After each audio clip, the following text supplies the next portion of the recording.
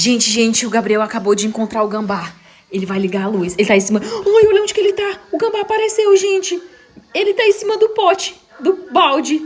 Meu Deus, o Slink quer pegar ele. Não pode, Slink. Ele tá olhando pra cá. Olha lá, gente, o gambá apareceu. E o Gabriel não solta ele, não. Olha lá, se enfiando. Sumiu. Entrou dentro do buraco, aham. Meu Deus, Slink. Gente, ontem o gambá pegou o Slink e eu gritei muito, socorro, socorro. Ainda bem que não aconteceu o pior. Ele tava lá em cima, lá o rabo dele foi embora, gente. Tem uma família de gambá aqui, tem a mãe, o pai, os 2 filhos, o padrasto. Tem todo mundo ali, ó. Eles quebraram toda aquela árvore ali, ó. Vou ligar pra vocês verem, ó.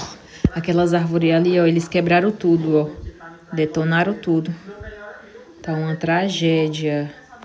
Meu Deus do céu. Socorro.